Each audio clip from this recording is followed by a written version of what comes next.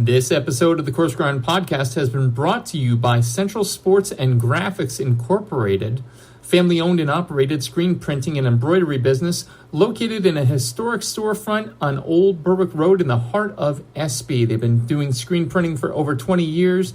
They have high-quality product at a low price. Be sure to check them out. Central Sports and Graphics Incorporated, 570-784-1212. Now, on to the show. Hi, this is Stephen Reichland from Project Fire and Project Smoke, and you're listening to Shawn Rosler on the Coarse Grind Podcast.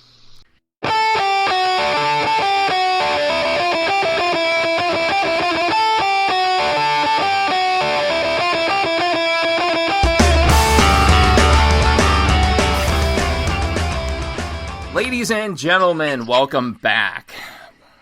With you, as always, Shawn Rosler, host, creator of the Coarse Grind Podcast. How is everyone doing this fine evening? Well, once again, we are back, and admittedly, it's probably a little more time between episodes than we had initially planned, but what is time, really? Science nerds in the crowd, no need to answer, please and thank you. But needless to say, it's a human-made construct, so who's really counting? We're back, that's all that matters, and trust when I say that we've been hard at work lining up new episodes. Now, a lot of you ask, what does that all involve? And sometimes it's running into someone. Sometimes it's a social media post. But sometimes when all the stars align, no pun intended, you'll see why in a minute, your guest is brought into your orbit via an insider interview on YouTube, connecting instantly to your heartstrings over, of all things, a children's movie. Tonight's guest became a chef in his own right at Atlas Restaurant on Central Park South, and at the age of 24 in 2001 earned the distinction of youngest chef ever awarded 3 stars by the New York Times critic William Grimes, who likened him to, quote, I quote, a pianist who seems to have found a couple of dozen extra keys. He went on to cook at Papillon, Lord Rothschild, and HRH Prince Andrew, all high-profile clients to say the least, and in 2012, our guest opened the Elm in Brooklyn, 6 weeks after opening, voted the best new restaurant in the U.S. by Esquire magazine. He founded the Crumpet Management Group, which consults and manages on multiple global projects and brands. And tonight's guest has also been profiled in Vogue, Men's Health, W Magazine, UK Sunday Telegraph, Men's Health, W Magazine, and many, many others, with his first book, To the Bone, telling his story via both memoir and cookbook, with a resume the likes of his. It's hard not to be impressed, but I'll say it again, and maybe it's the seasoned podcast host talking. All of that is well and good. But his take on, of all things, the movie Ratatouille is what made me realize I simply had to talk with him. So here we are. So let's get to it. Ladies and gentlemen, and everyone in between, founder of the Crumpet Management Group, author of To the Bone, Michelin star chef, and overall culinary monolith garnering more stars than the Milky Way itself, the Chef Paul Liebrandt. Chef, welcome to the show. Hello. It is an absolute honor to have you on. Again, the Ratatouille thing, folks, if you want to see what I'm referring to, go out, check it out.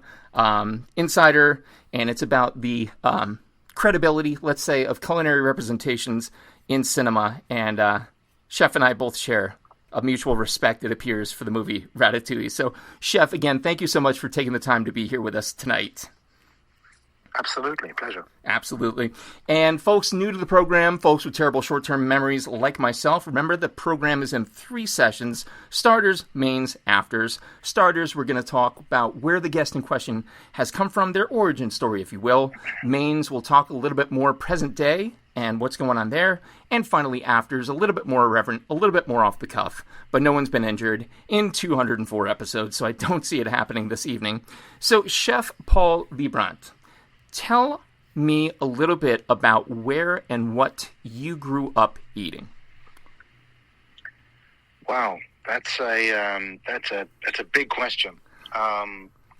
So I'm from England. I grew up in London,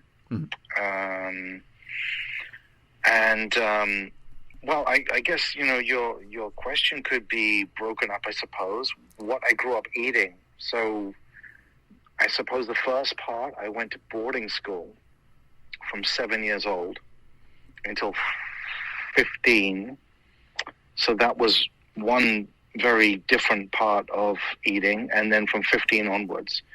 So if we talk about from 7 to 15, you could sort of equate it very much to a I suppose a lot of your listeners might have seen the films Harry Potter. Yes. Where Harry and Ron and Hermione and everybody else gets on the train. Very true. That's exactly, what I did from 7 years old. And the long banquet hall with the seats where everybody sat in the different houses. That's a very British boarding school type of setup. So yes, that's the sort of setup that I had when I was 7 to 15. And the food was, maybe polite. It was gruel. I guess I think I could say from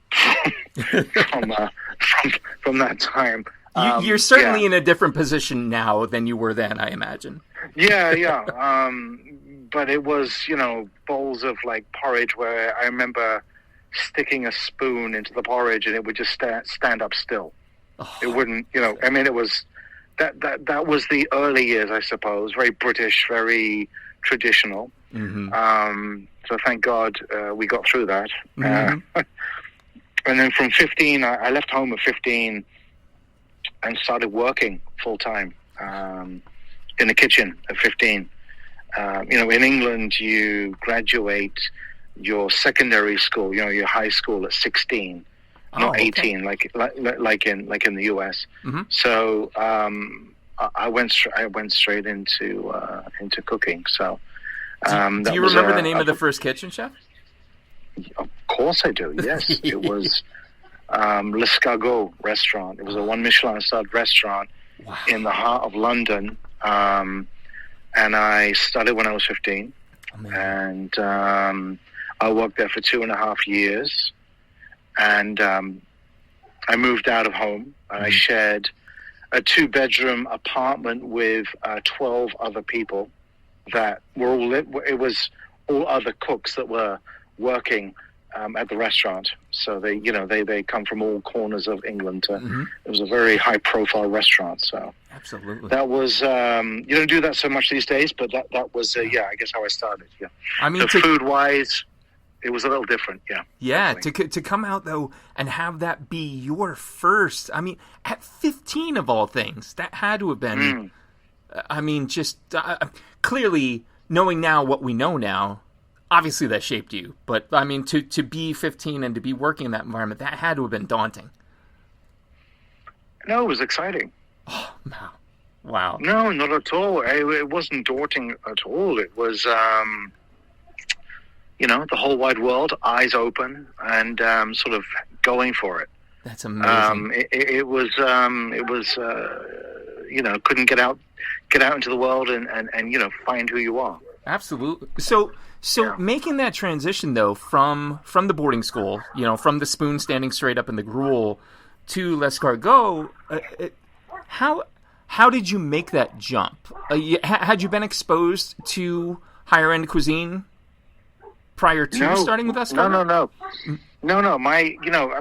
A lot of chefs have some sort of lineage or connection with the industry, family or friend or something. I had nothing. My father was in the British Special Forces, and my mother was an air stewardess for British Airways. And I that's why I went to boarding school. I really, I came home every 4 months for a weekend, and I didn't really have much of a home life at all because of the nature of their professions. And my father wanted me to follow in his footsteps. So when I was 15, I was marched down to the British Army recruiting office, and I signed up I did all the interview and the sign up to go into the parachute regiment, which would be equivalent to like the Rangers here in this country. Yep. And my father was, you're going to follow my footsteps, and you're going to, as he did, and I passed everything, and they put a contract of 6 years in front of me, and I thought, my God, I'll be 21 by the time this initial contract ends. And then, he wanted me to continue and do selection and go into the special forces for the British SF and what have you. And I thought, look, I want to be my own person, and I do not know why. I can't tell you. I've been asked this question many, many times over the course of my career. For some reason, food, I don't know why, restaurants, but food in general stuck out to me. So I suppose to give a touch of context, I grew up right in the middle of London, and those listeners that know London, I grew up on Charing Cross Road, 90 Charing Cross Road, which is, if you look at a map, it is like pinpoint the center of London, which is very unusual to grow up in. It'd be like growing up in the middle of Times Square. Yeah. If you lived in New York. And directly opposite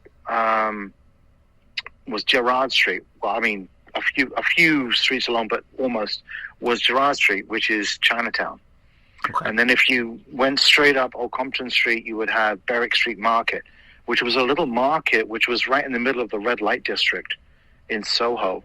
Mm-hmm. So you had this weird, almost dystopian kind of balance of hookers in doorways, propositioning a 15-year-old Paul Liebrandt, whilst I'm looking at a beautiful butchery shop, which had wild game, and they had a market where they had wooden stalls with guys that had, like, their fathers had done this and their grandfather, and it had been like that since Victorian times, selling mushrooms and, produce, that sort of thing. Mm-hmm. And so it was I didn't think food, but it must have had some kind of effect on me, I suppose. I can't see how it couldn't have, to be around such things and to not have it rub off on you. I mean, given at the time, but at the time you don't think about it that way. Oh, of course not. No, you're right. Most human beings are very visually orientated. Mm-hmm. We are. We covet what we see. That's the nature of a lot of humankind. And Chinatown, I still remember from being a kid, standing outside on the corner of Gerrard Street and looking at the Peking ducks hanging in the window. Yeah. The chef, I remember, making like wontons in doing the dim sum, and just watching that and going, wow, that's... but not really understanding, when I was like 8 or 9, what exactly... I mean, I knew it was a Chinese restaurant, but I didn't know exactly what it was, obviously. But... obviously, it rubbed off in a some way, because obviously that was the path I took. But I suppose that was the push in a subconscious way to go into the life that I've chosen. Yeah, I suppose. It's funny because there are moments like that. Here in the States, I came from a small, literally one-horse town where, like, my mother made Brussels sprouts. She steamed in a pot with water. Like, this is what I came up with. And I just remember anytime we would maybe take a trip in middle school, which is like 5th to 8th grade, like 11 to 14 years old, we'd go into the city to see a Broadway show. I remember I had a fascination with that very thing. It's so funny you mentioned it, the Peking ducks hanging in the window. And like, I never had the opportunity to go in and do it because we were all in a group, we had to go. But I remember one of the first times I had the chance to do it, and I did it. And it was just transformative. It was this magical, mystical... And, I mean, listen, Chef, compared to probably a 6-year military contract, I have to imagine that's probably pretty appealing. Well, again, at the time, you don't know because you haven't experienced life, right? I mean, you sort of, you take the options and you sort of think about them as they are in front of you, as with anything in life, I suppose. But when you're 15... you haven't lived enough life to kind of know, left versus right. So I don't know. I there's no rhyme or reason. But I said, look, I want to. If I'm not going to do the military, tier 1, best of the best, which I'm sorry to say, British SAS. That's what my father was in. Best of the best. It is.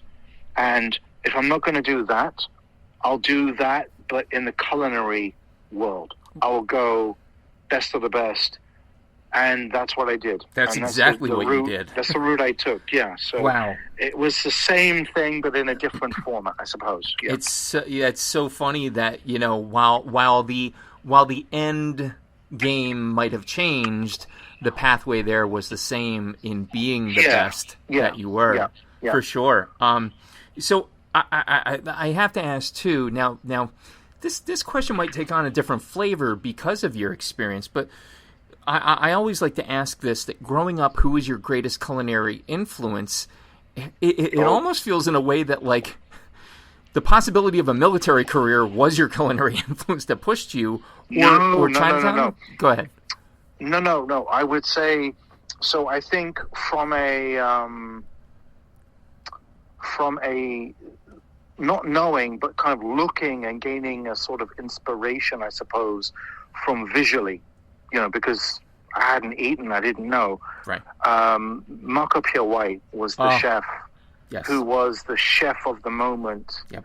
And he had a restaurant. I mean, this is before my time, but he had a restaurant called Harvey's, which was his first restaurant. Yep. And he had an amazing, his first cookbook, White Heat, that came out with Bob Carlos Clark, the photographer, captured the essence in black and white pictures of the energy, of the rawness, I suppose, of the kitchen. Yeah. And I do remember, when I was probably, it came out in 1990, so this must have been when I was like 14, looking at it when I was in W.H. Smith, it's a bookshop in England, and just being very captivated by the food, which is beautiful, and I guess the rawness of capturing the movement of the kitchen, but not knowing, because I was at school, I didn't know anything, but just looking and being inspired by it, and then,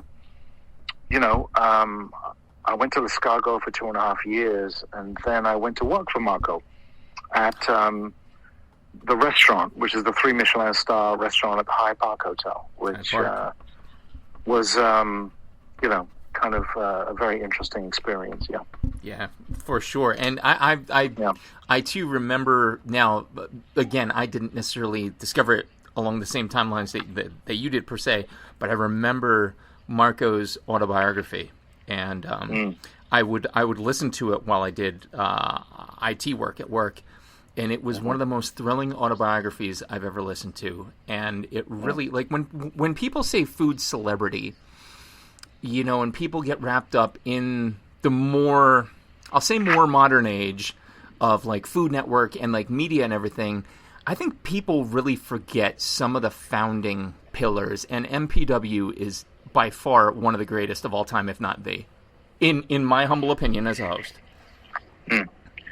Well, I think he brought, the gastronomy, as we know it, a lot of the elements of we know it today. He brought the, I hate to say it, but I suppose it is correct in a small way, the rock and roll esque-ness of being a chef, because, when you looked at, I'm talking specifically about sort of France and England, right? I mean, that's my world at that time.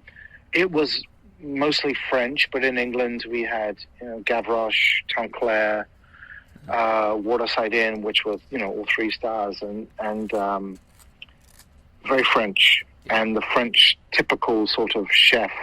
And he was British, and he'd never worked in France, and he had a very elegant, creative, unique style, not just on the plate, but his personality.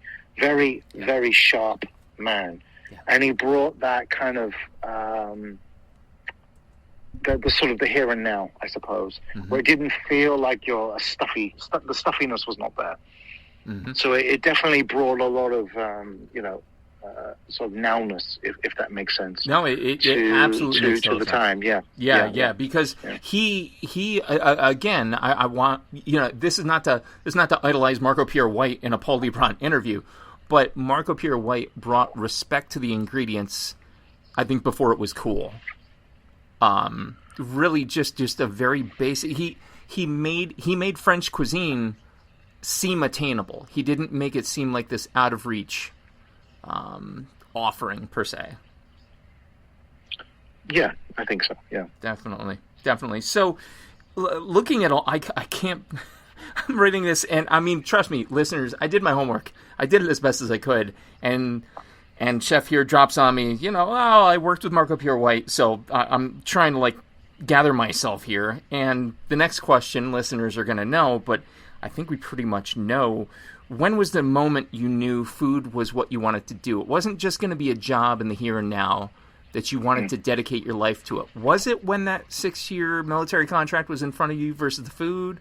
Was it working, in Hyde Park? Was it somewhere in between? When did that happen for you? No, it wasn't actually any of those things. So I started when I was 15. I did L'Escargot. I went to work with Marco. I went to work at a restaurant called Pied de Terre, which was a 2 Michelin star with Richard Neat. I went to Le Manoir Quatre Saisons with Raymond Blanc. And then I was sort of at a point where I was 19, and I've been working 4 years. So I knew a little bit, but not enough. But enough to know I wanted to see a bigger picture. And the sort of school was to go to France. That was always, if you're British, you got to go work in France. So for me, I went to work with Pierre Gagnère in Paris. Wow. And that for me was the switch that switched in my head, where I went into an environment where English was not the language. Communication was obviously a bit difficult at first until I learned French from just working every day there. But that was the switch where it was not just, it was never just a job, but it became something much more than just, this is great, oh, I like it. It was much more cathartic, I suppose, in a way, even at that age. Yeah. It became your life. It became your absolute total life. I understood after working, I was there a year and a half in Paris, and I understood the depth from the French point of view, I think, more than the British point of view, the lineage of gastronomy, what it means to everybody, not just those that can go and eat in that level of restaurant, but just food in general. The craft of dining, the craft of cooking. I gained, I guess, more of a depth of appreciation for it. So I think that was pretty much when that switch was flipped for me. Yeah. It's so interesting to hear you say the craft of dining, because I think that's lost on a lot of people. And I believe Marco, in his autobiography, there was a passage in there about bringing out the cheese tray and just how he would gently as Marco could, instruct diners on why this was important. And I think that's one of the coolest things that, chefs like yourself actually take the time to do. Like, here's how you can enjoy it optimally. It's not being condescending. It's helping you to understand this chef or this restaurant's vision of how they want you to enjoy it. What a cool perspective. And so from there, fast forward, and we'll gently use the fast forward button, obviously making stops along the way here. Atlas Restaurant, Central Park South. You're 24 years old, and you get the distinction of 3 stars from William Grimes. Tell me a little bit about that. How did that come to be? What, the review or going to Atlas? First going to Atlas, but then getting the 3 stars. Well, okay, so I've been living in New York for 10 months. I've only been living in this country for 10 months. I had come over. I worked at Boulet in New York, which was a very well-to-do, one of the top-tier restaurants. I got fired from Boulet by Boulet, so that was I was dating his cousin Catherine. Oh no! At the time, so might have something to do. Might have something to do with it. And I was. Look, I felt like I was 24. I was very young, but I felt like I've been cooking 9 years, and I felt, look, I don't know how to manage, but I know how to cook. I want to be my own chef. So through a friend of a friend, I was introduced to the owners of this restaurant, Atlas, which was on Central Park South.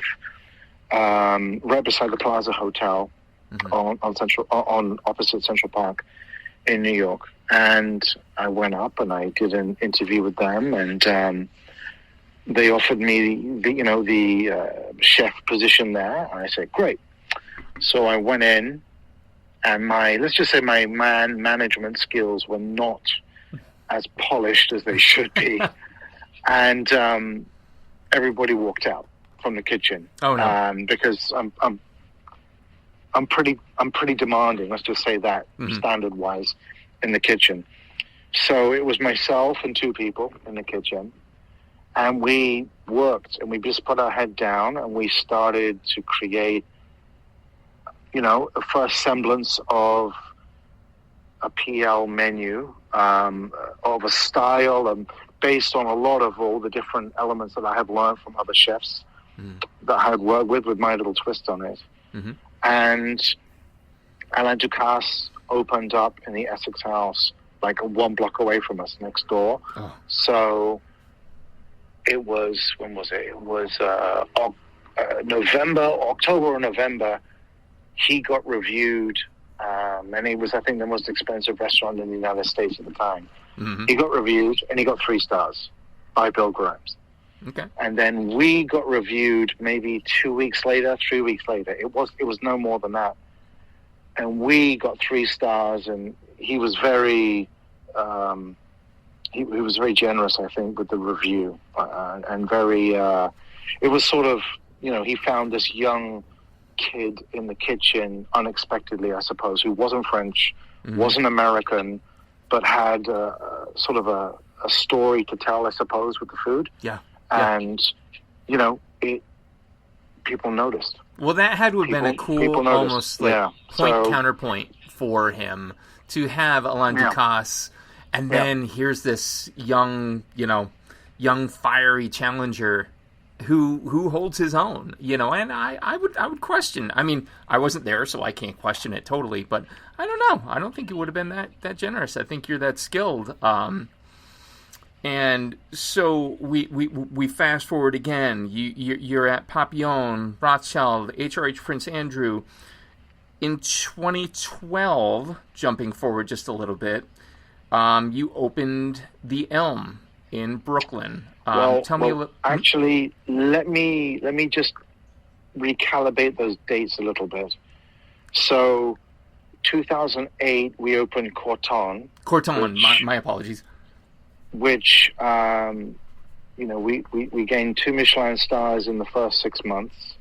Wow. And then we got 3 stars after 3.5 years. Unreal. And then we opened the Elm in 2013 in Brooklyn, which was a hotel, but we did the whole thing.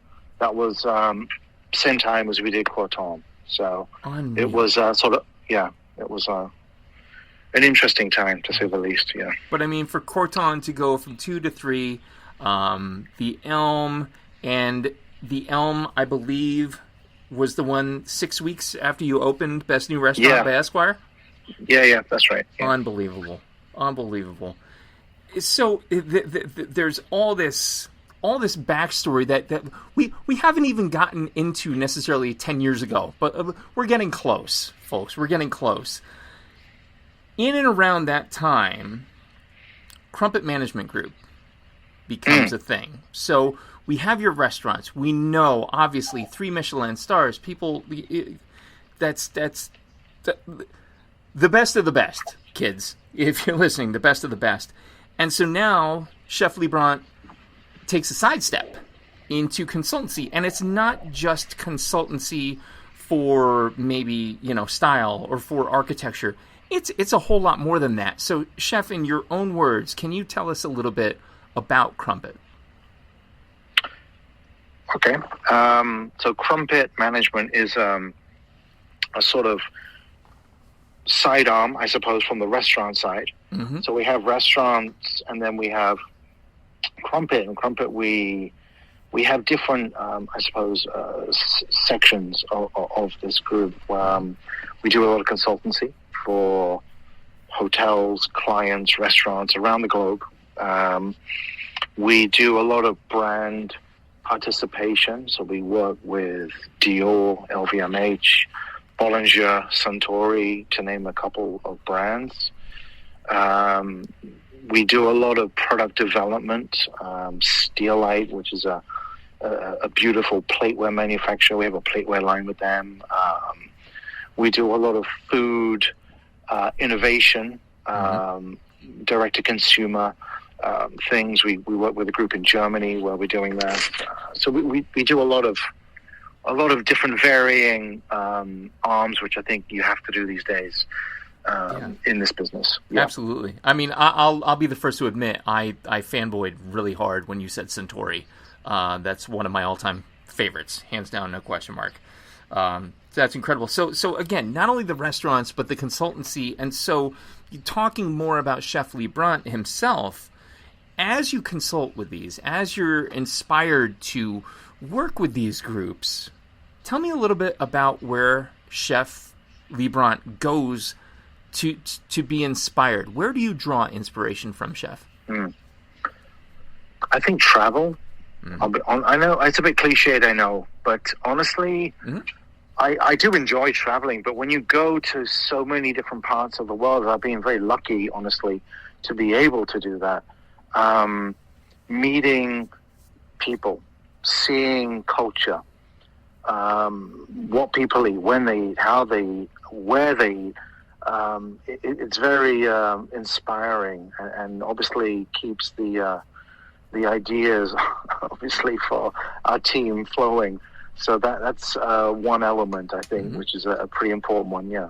Well, I mean, again, even travel aside, growing up in the pinpoint center of London, like you did, you saw how people could inspire you. You saw how surroundings could inspire you. So I think it stands to reason that if you go somewhere else that's not your immediate surroundings, I mean, if you are, truly a devotee of the art like you are, sir, like that it's something's going to pick up. I just think, it's very interesting. Food, honestly, for me, it is the common language for everyone. Doesn't matter what color, language, race, gender, doesn't matter. Food is something that we need, otherwise we die, right? So if food is something that no matter where you go in the world, you can connect over. And it is very interesting to see, you go to the Middle East, you go to Asia, you go to Australia, it doesn't matter where you go, how people eat, the customs that you might not know, or you think you know, but you're wrong, is so inspiring to learn from other people and be inspired by what their opinions are of how they see food, how they eat. And obviously ingredient-wise, sure, of course, but in the hands of other people, how they address things that you think you know, but then you realize you don't know because you see how they approach it. That is a very inspiring and very inspiring. And look, I suppose this is the same in any craft with movie making, music making, couture, anything like that. You can be inspired visually, audio, smell, touch, taste, all the senses. So it's very it's very intoxicating. Very much so, yeah. Absolutely. I mean, I for what it's worth, I couldn't agree more. And kind of as a follow-up to that question then, because I know when you're in the, consultancy game, people tend to look for, trends and everything, and food and drink is a very trend-driven industry at times. Tell me what you think the next big thing in food is going to be. There's always these trends. There's always these like, ooh, we need to get on that. Like farm to table was a big one. I'll throw that example out. And molecular for a while was the big thing. Wally Dufresne, all that. Great, fantastic. 2024 coming out of COVID. Restaurants are back online. The ones that were able to survive it. What to you, Chef, is really that next big thing? God, I hate this question. You know that? I apologize in advance, but I still ask it. It's a very, I've been asked this so many times, but I mean, it's like the same as saying, well, what's the stock market going to do a year from now? Like, that's true. No, like nobody knows. That's true. who could have predicted a couple of years ago that kale was like the thing that everybody had to have in everything? It's disgusting. Like how is that a good thing? So right. What I do find though is I think, I equate food trends a lot to do with how you see fashion and music, and Okay. a lot of it has to do with sort of, I'm not going to say rehashing, but reintroducing Revisiting things that are already there, but maybe in a different approach. So I think probably, I think people are very more cognizant about health, obviously. So I think you're going to see more of different avenues with regards to that sort of style of eating continue.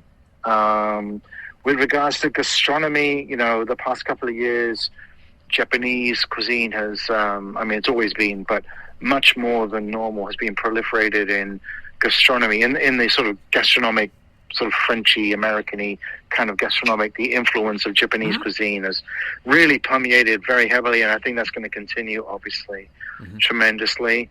I think, thank God, that the COVID thing is kind of over. Oh.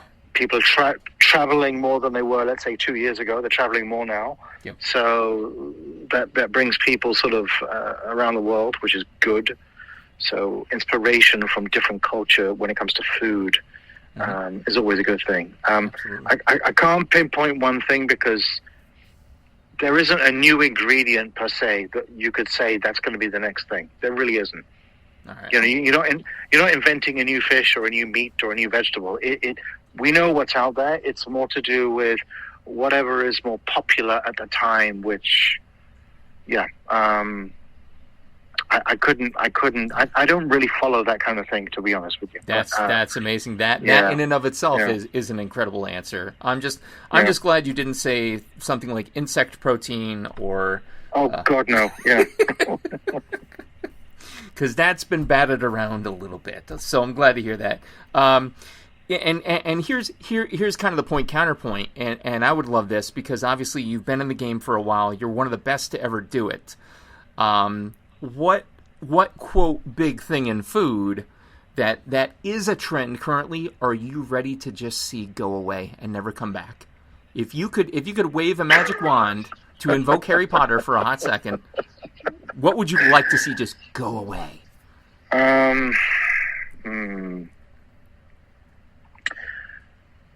It's not so much food exactly, but there's something about, and I'm talking more on the sort of fine dining, obviously, element here, right? Yes. There's something about the expectation, the dream in a way from the guest when they come to a restaurant that I would love to see come back. It's become a little blasé to just sort of go and eat out. Yeah. Ooh, I where like it that. used to be. Honestly, God, I sound like I'm in my 80s. I don't mean to be, but I'm just telling you from a personal point of view. I love the ceremony of. I agree. You have a reservation and you're going to go to a restaurant where you're going to put yourselves in the hands of a professional tier 1 like operator to use a military term. Yes. That will take you to a place that you didn't know you were going to go, but you're very happy to go there. And it can be transformative because we all remember food memory is such a strong thing. And so that part of it is something which is, there's something very special about that. It really is. About your dreams are met. Like, it's like before the iPhone came out, we didn't know we needed it until someone said, here. And then you went, oh yeah, well, where have you been my whole life? Right. And now everybody typically is an iPhone or an Android, but do you understand what I mean? Like, we're all attached Yes, to we it. have it, and now we take it for granted. Yeah. We've So taken there's something. Mhm. Yeah, exactly. There's something about the ceremony Yes. and the rigor and the elegance of going to a fine establishment, where the work that goes into it, the time, the years of practice, professionalism to craft an experience of dining for the guest, which you want them to walk away and remember that forever. And they will say, that touched me, my heart. And that, to me, is the most special thing about dining. And it doesn't have to be fine dining, but just in general, the elegance of taking someone where they didn't know they wanted to go.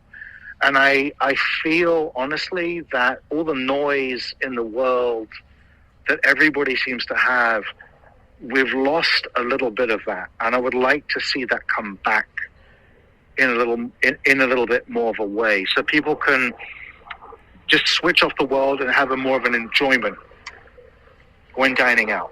I'm on my soapbox. I apologize. I love it. It's like how I was introduced was the grandeur of dining, of like, this is a special thing. Yes.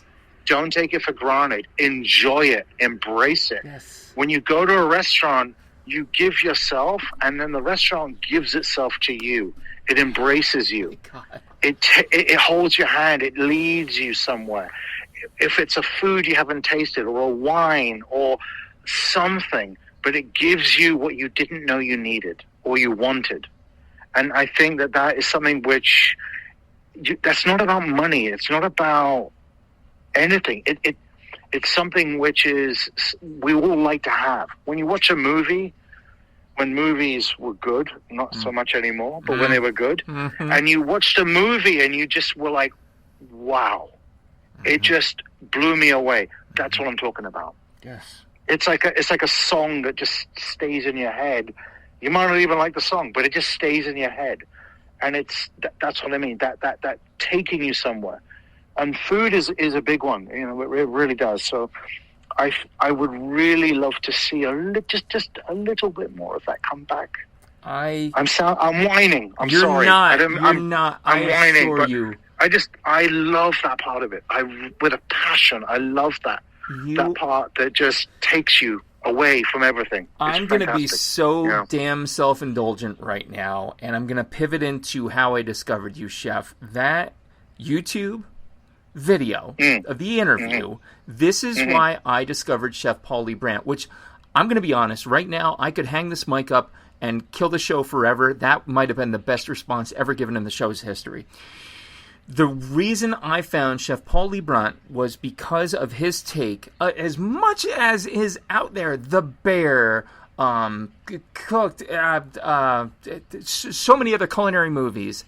The greatest response he gives, and I implore you to watch this, because it is the scene that every single time brings me to tears, is when the food critic takes the bite and is transported to his mother's kitchen. Now, I've, in the past 2 years, lost my dad. My mother has dementia. So, like, we don't get to go back there. But there are still moments when I make pancakes in the pan and I put an exorbitant amount of oil and the edges get crispy and I bite them, and for a second, I'm in Honesdale.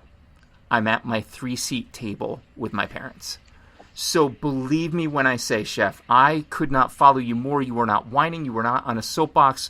You are truly the emissary of what should be culinary sensibility here and now. My God, that was so brilliant, and I couldn't agree more with you. We've taken it for granted.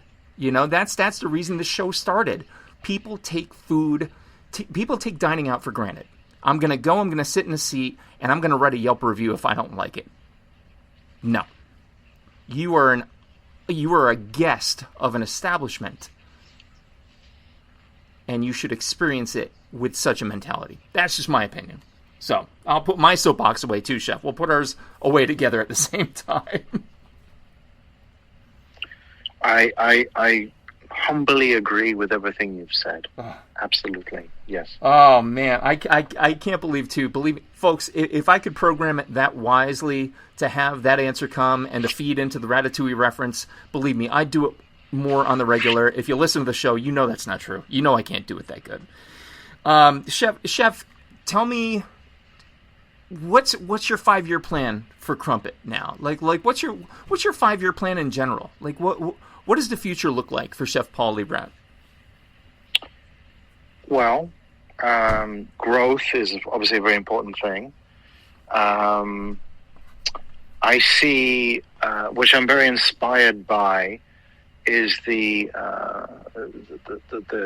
Gen Zers, so to speak, that are coming of age and might not have dined, obviously, in the sort of fine dining arena, but they are starting to. And when they dine, they understand why it's called fine dining, because it is fine.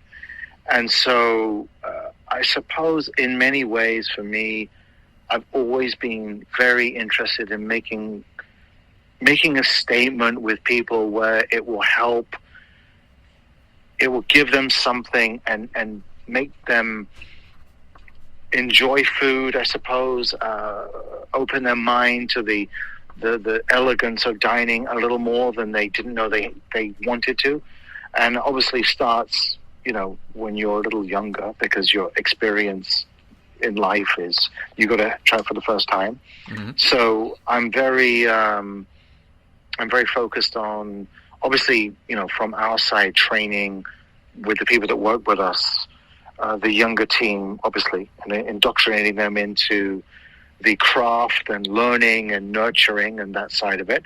But also from the guest point of view, obviously delivering a exemplary experience of excellence and giving people something they didn't know they wanted.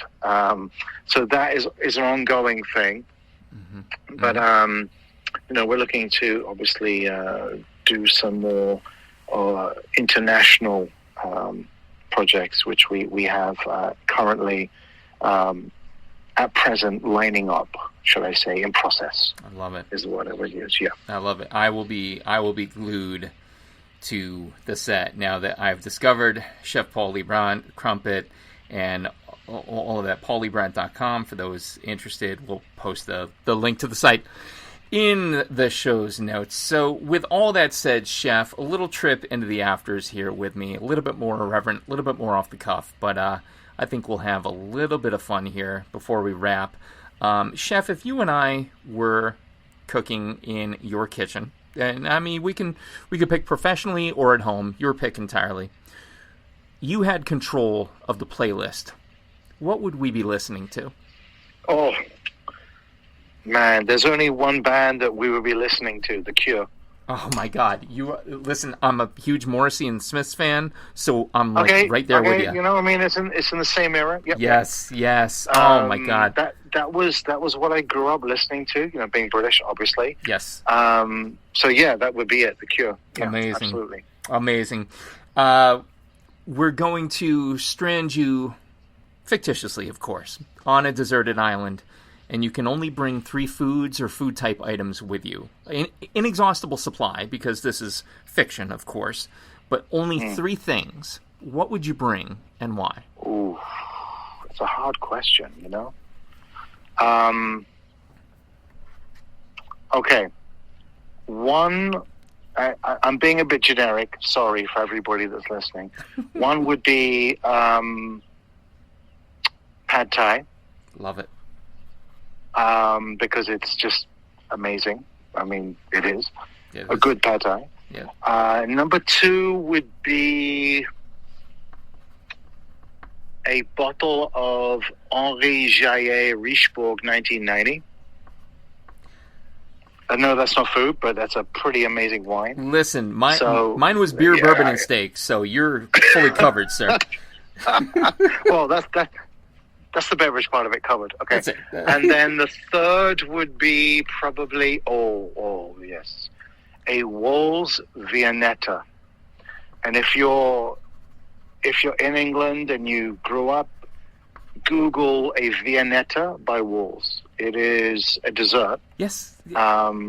It is what every kid in the 80s and the 90s grew up eating. It is magic. It is, I don't even know, I've always wanted to make it. I can't make it. I don't know how they do it. It's magic. I love it. It's phenomenal. Oh, I love it. I love it. When it confounds you, you know it's that damn good. So the next question, the inspiration for this podcast came from The Last Supper by Melanie Denea. It was it's a picture book. She's a photographer, wonderful. I know. photographer. She's a very dear friend of mine, and I was in her book. Oh my God! If you look at The Last Supper, the second book she did, there's The a next beautiful course. photograph of me with a lot of veal carcasses. Oh my God! Because that's the one with Marco on the front. Yes. Oh my! Yes. Yeah. So I'm in that, and Melanie is a very dear friend of mine. She is amazing, and we've talked. She's a phenomenal photographer. Yeah, and she's lovely. She's a lovely person. Yeah. So this is, ladies and gentlemen, one of the first guests to ever truly get the nature of this next question. I think you know where I'm going, and I could go up and I could get the book, but I'd rather hear it from you, Chef. Last meal. What's it going to be? My last meal. Okay. Can I ask a question? Yeah, of course. Is this a last meal that I've had or a last meal that I wish I could have had? It could be either. If you had all your druthers, anything possible that you can have, what would it be? Okay. I'm going a bit esoteric here. I know. I apologize in advance. I would say, because I am a gastronome to the heart, I would have loved to have sat at the table and had Antoine Carême serve me. And those that don't know, Antoine Carême was a very famous chef from France, in Paris, in the 1700s and in the 1800s, who basically defined how we eat today. And let me just give you a touch of context, just so you understand. Of course. The service styles, correct? Mm-hmm. So you have British service, which is where if I'm sitting at the table, you're sitting at the table, the waiter would come over to the table and everything would be plated on a platter. He would present the platter. We would then take off the platter, serve ourselves. Okay. French service, same thing. He would serve us from the platter. Okay. Okay. Then you had Russian service, which was where they would plate the food on a plate and serve you the plate, which is the way we all eat now. Mm-hmm. And that comes from like the Tsar, the imperial court of Russia. Mm-hmm. And he popularized in England and in France that style of service where you would plate the food rather than doing only those styles of service or a big display where somebody would help themselves. So it was a very pivotal moment of the beginnings of how we dine today. So I would have loved to have sat, and he was originally a pastry chef, and then he did savory, but he was the chef for the king of France, the Lord and Lady, everybody in England. He did both, but it was a very pivotal chef of of everything that we are now in, honestly. Yeah. So I would have been very interested to be a fly on the wall, so to speak, to sit at the table and see that. Yeah, that would have been the experience. That is incredible. Just an incredible answer. And Chef, last question, most basic question, but possibly most complex to some. Okay. What is food to you in a single word? Memory. God, if you get me to tear up, I'm gonna. Oh God, yes. Why memory, Chef? If you think about food, most of us, I would say mostly everybody on the planet, most of our food memory comes from when we were a child. the first time that we eat food. Everybody's different. I mean, everybody has something different they like about food, and it could be the same food, but everybody's palate is different. But food memory comes from the first experiences of that, which then forms our palate, our thoughts about food, our visual aspect when it comes to food, and it dictates a hell of a lot of how we mature our palates and move forward as we mature as human beings.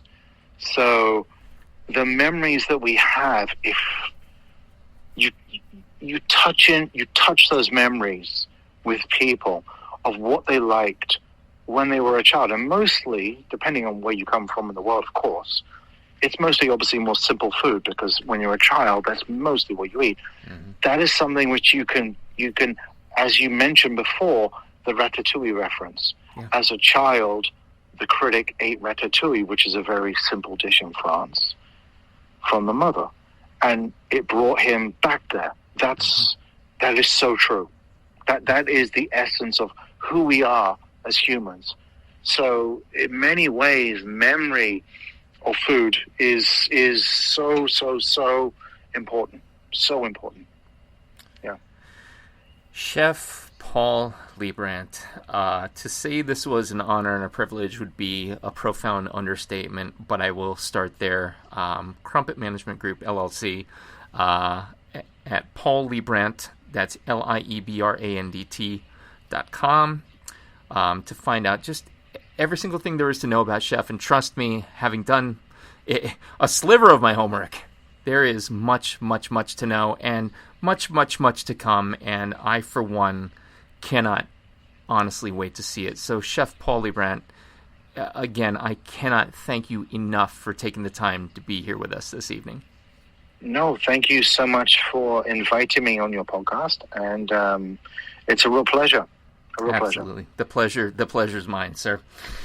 This has been, ladies and gentlemen, episode number 205 of the Coarse Grind Podcast. With me again this evening, the inimitable Chef Paul Liebrandt. Our producer, as always, this evening has been Johnny Leland Robinson, a.k.a. the Reverend Johnny Lamoria. Be sure to check out all his steampunk libertarian happenings in the 18431. Next episode, we are going back to the Bayou. Don't know what that means. You're going to have to tune in to hear. Stay tuned.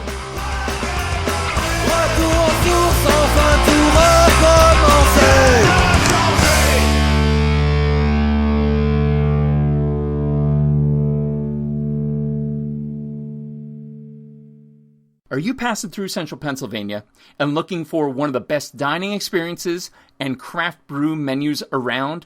Look no further. Turkey Hill Brewing Company and 991 Central Road in Bloomsburg, PA has everything you could ask for and then some. Service, food, beer together. Unbelievable. Be sure to check them out. Call them today for reservations. 570-387-8422. Call today.